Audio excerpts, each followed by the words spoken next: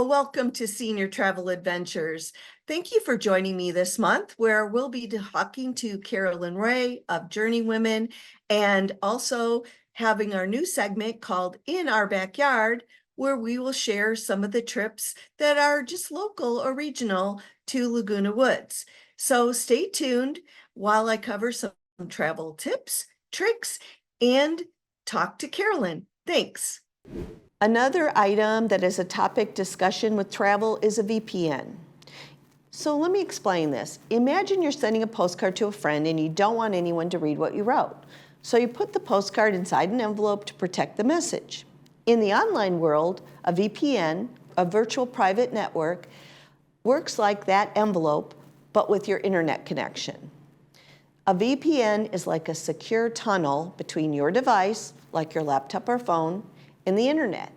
When you use a VPN, your internet traffic travels through this encrypted tunnel, making it harder for others to see what you're doing online.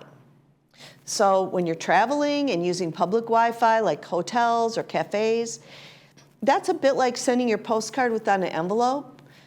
Your data is more exposed to potential snoopers. But if you use a VPN while traveling, it's like putting your internet connection in a secure envelope, keeping your online activities private and protecting them from prying eyes. So, in summary, a VPN helps keep your internet connection secure and private, especially when using public Wi-Fi while traveling. It's like adding an extra layer of protection to your online activities.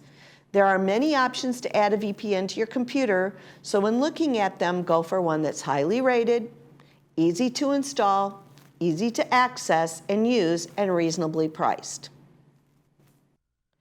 So next up, we'll be chatting with some travelers. All right. Well, hello, everyone. Thank you for joining us today on Senior Travel Adventures.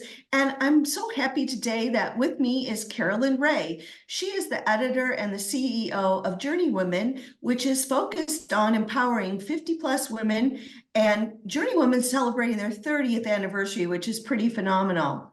Among other things, Journeywoman is a website full of incredible resources for the traveler. And yesterday, I had the pleasure of actually being on a webinar with a bunch of their writers, learning about all the different writers they have. And I'm hoping maybe I can join that group someday. But I met someone that does multi-generational travel, a woman in her mid-80s that has gone to 153 countries. And I'm hoping to have them coming on upcoming episodes as well. So hi, Carolyn. Thank you for joining me today and taking your time. I know you're a very busy woman and you've just come back from a couple months of travel. Well, thank you. I am so happy to be here. Anytime I get to talk about women over 50 and travel, it's like the perfect combination. So what give me a little bit about your background and how you got involved with all of this. I am new to solo travel. It's not that I haven't done it for a few years, but I'm actually new to the travel industry is what I should say. Wow. And So you just came back from a couple months in Europe, correct? I did. I did. But tell me more before we go on to where you were and all that, because that's a fun story too.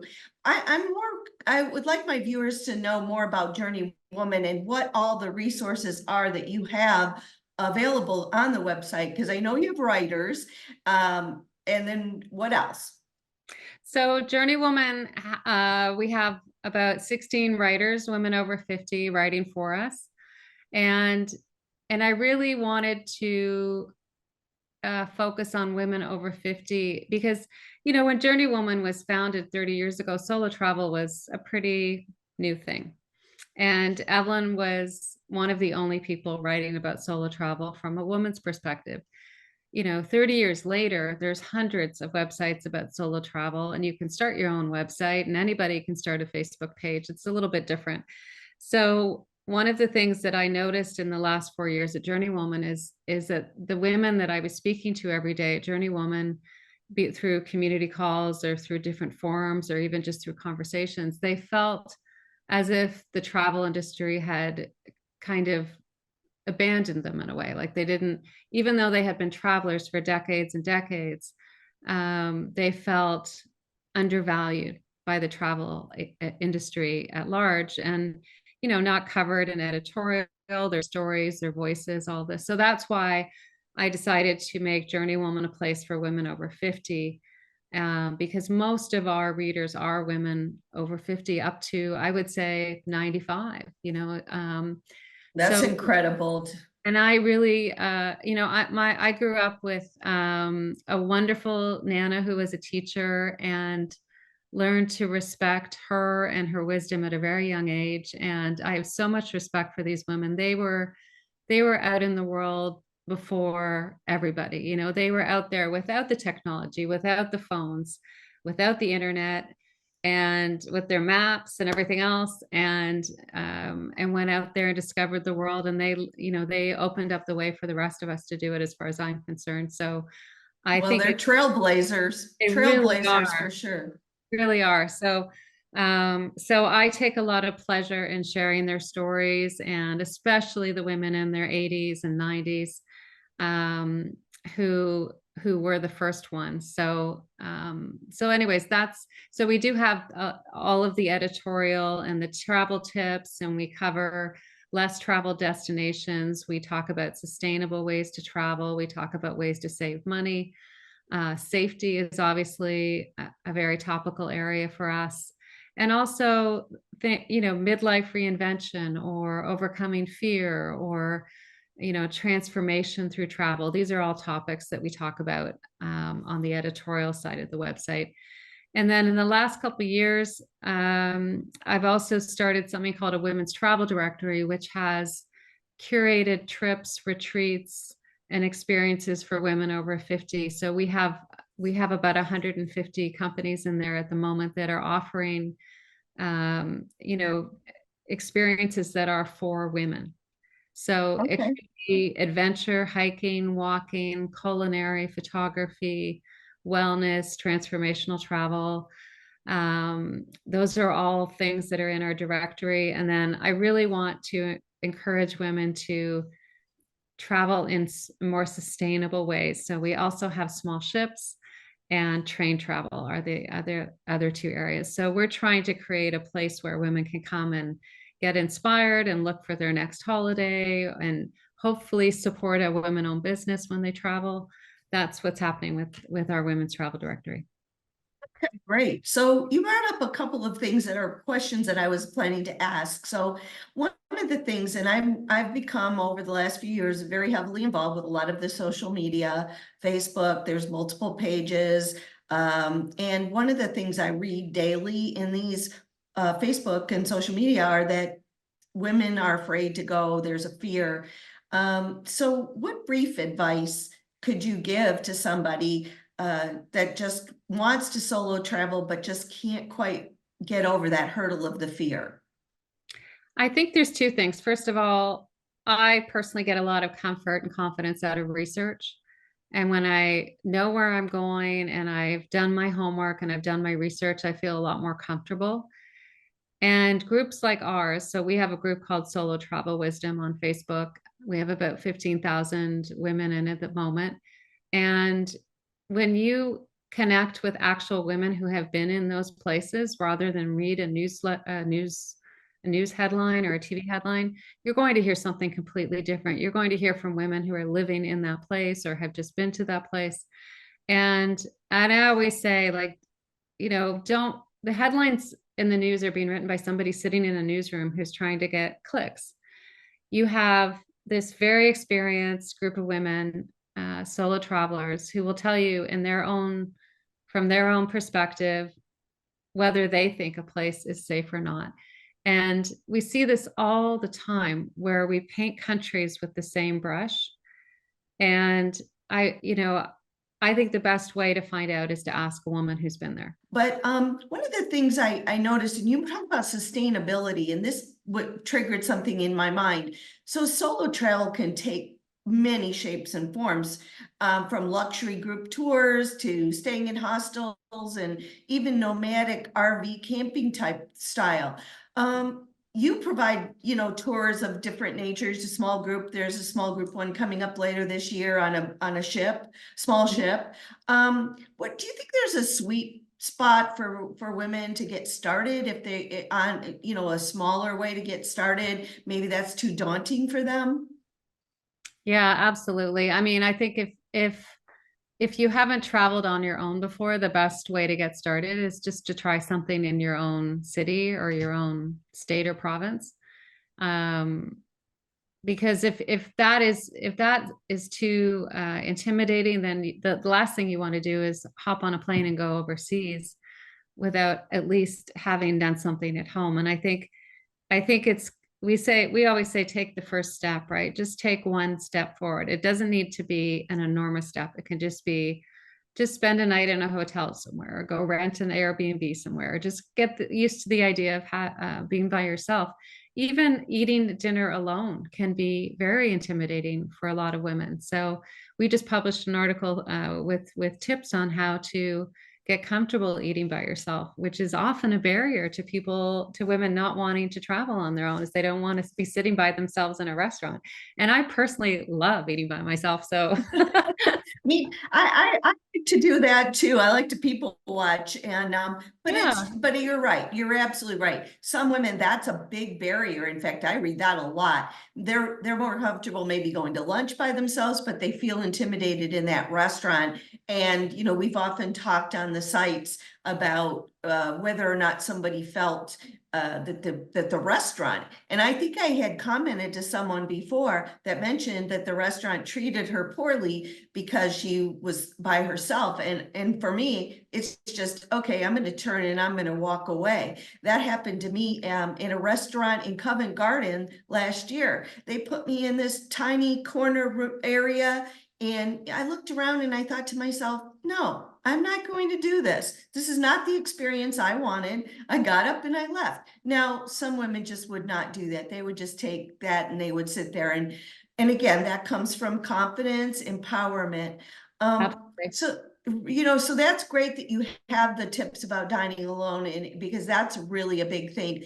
The other thing I was thinking about too is, you know, solo travel often involves, oh, and going back a little bit, the baby steps, the small steps. I often, my advice to people who ask me is to take those baby steps, to go on a weekend, go to a play by yourself, go in our community, the beach isn't far. Go to the beach by yourself, you know, go do something by yourself, see how you feel about it.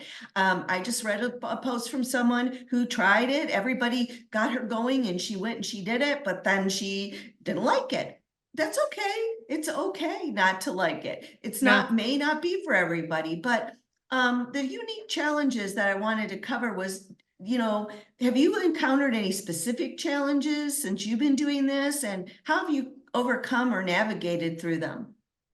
I think for me, and it's been more evident after the pandemic, is I have more anxiety now than I used to have. And it's not so much about solo travel per se, it's more about the travel experience, and specifically around, I think, around airports. And so I get very nervous that I'm going to be late, or I'm going to miss my flight, or something's going to happen in that airport that is, you know, whatever the situation might be. So what I do now is I go really early, and I give myself lots of time if something can go off the rails, so that even if I have to spend a few hours sitting in an airport, you know, working or reading, I do that because that's how I feel comfortable. And I think that's the secret for all of us, is we have to be comfortable with whatever we're doing. We shouldn't be putting ourselves in situations where we're uncomfortable unless it's I think there's always a certain you know, to be able to step out of your comfort zone is great, but you need to be in a safe place to do that in the first place. You shouldn't just do it without having the structure around you that makes you feel comfortable. So Right. that's been my issue, really, is anxiety. So I tend to take the train a lot. I tend to look for other ways to travel as much as possible, or walk, or like I just try to not spend so much time in airports and look for, especially in Europe. I mean, that's harder to do in the US, but even in the Yes. US, I was in San Francisco a few years ago. I took the train up to Oregon. I mean, for me, that was a much nicer experience than flying, even though it might have been a little more expensive and taken longer. For me, it was a more comfortable and relaxing experience. Actually, as even as a child, I love trains. We had a train and I grew up in Michigan and I know you're in Toronto. So for me, I love trains and I do often seek out travel opportunities that involve train travel specifically. I traveled for business for many years, so airports were my second home for quite a while. And I think that's one of the things for empowerment of solo travelers, particularly women that are a little bit older, is time. You don't know what tomorrow might bring. You know, a lot of people start to get physical issues and for me, I have an impetus, you know, that I want to make sure I can go while I'm physically able to go. And it Yeah. was very encouraging yesterday, Carolyn, to hear the story of the 86-year-old woman, because that made me feel so good that I might have 20 good years left in me to do that. Yeah, yeah. I want to just mention something you said, which is because I was going to point it out too. This whole idea of having a system. I have a system, which is I have a crossbody bag, my backpack, and my bag, right? And and everything has its place. Like knowing that I keep my passport, my wallet, my phone, like here. And creating those habits, because that's what Yep. happens sometimes. You feel, oh my God, I lost something, or I don't know. So creating those really good habits around how you pack. I don't think packing is about carry on or not. I think packing is about do you have the right system that makes you comfortable? Are you bringing things with you that make you comfortable? Never mind the whole debate of, oh, you shouldn't travel carry. Forget it. Oh, yeah. I don't travel That carry on was anymore unless I absolutely am going for a short trip. And I tend to travel for longer periods of time. So I am definitely checking a bag. But having that system is what I go, 1, 2, 3, I'm good. And then and right. it releases all my anxiety because I know I've got everything like strapped to my body.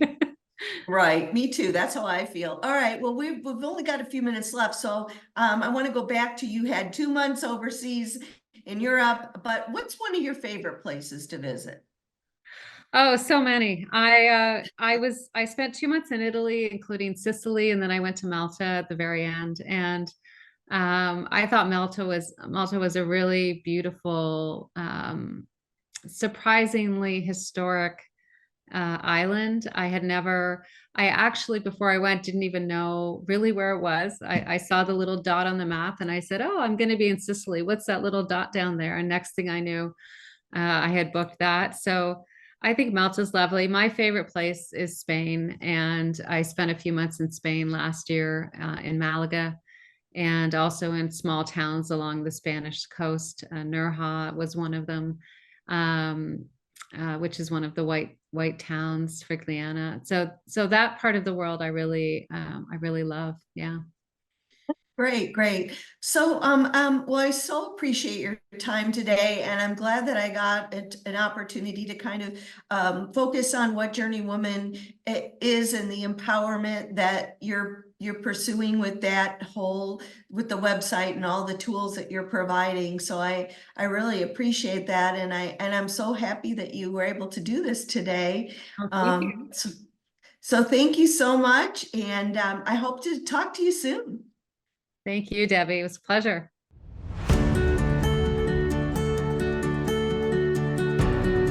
Hello, everyone, again.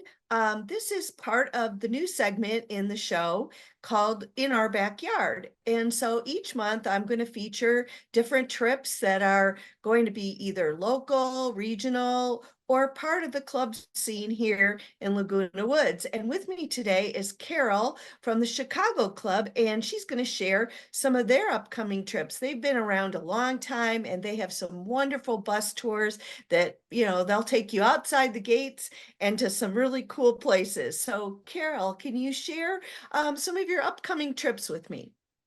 Well, sure, Debbie. In April, we're going down to San Diego, going to tour USS Midway. have lunch in Little Italy, and then spend time at Balboa Park. What we try to do with Chicago Club is give people the opportunity for a day trip someplace in Southern California. I know a lot of people are new to the area, or like me, I've lived here since I was 15, but I haven't traveled in the area. So I take advantage of a lot of these trips also. Great. And so how do people in the community, besides like I know that a lot of times there it's listed in the Globe, but where else can they find out about these trips if they're interested? Well, yes, they're in the Globe under the travel section. Also, the Chicago Club has a fabulous website. The Chicago Club LWV.com is where they can just go and download any flyer they want. Now, if they come to the monthly meetings, we have flyers on the table, and sometimes we will put them in all of the clubhouses. Okay, great. And also, can you also just mention to the audience, it's great to be a member of the Chicago Club and it's not very expensive, but you don't have to be a member to go on the bus tours. Is that correct? No, you don't. If you are a member, you get a $10 discount, but non-members are welcome. In fact, this month we have a mixture of members and non-members going on our trip. Great, great. Yeah, and I know sometimes the trips are very popular and they sell out quickly. So it's important for residents to make sure that they keep current with what's available. And we will post the website at the end of the episode today so that people can have it in front of them. But this is great. Do you have any other bigger trips planned for later? Well, in May, we have a Cinco de Mayo experience that our tour guide Hoffy is leading up to Alvera Street. Then we're going to the new Mercado Gonzalez that just opened. I think it's in Costa Mesa. And he's going to end up with a wine tasting cheese board shop in Santa Ana. So watch Wow. for that to be sure you get on the list to go. Great. Coming up in November, I know the Chicago Club is sponsoring a Panama Canal cruise. I don't know exactly the dates, but that information is on the website. Well, that's perfect. Well, that's really what I wanted to cover today. I want to make sure residents know that when we're talking on senior travel adventures, we might be talking about international trips, domestic trips, but we want to also let you know that you could take a trip right in your backyard. So thanks, Carol. Oh, thank you, Debbie. So thank you for joining me today, and be sure to stay tuned every Friday at 10:30 a.m. on Village Television or anytime on our YouTube channel. I love what I do here, and I love sharing my travel adventures with you, not only mine, but other people's as well. So in upcoming episodes, we will be talking to residents who have been on a cruise for 3 months, one that went to south of Cabo to be with whales as their capping, and others that have traveled to Indonesia for 3 months, and also a woman who is 86 years old and has been to 153 countries. So I hope you'll join me next month. And remember, life is short, so take that trip.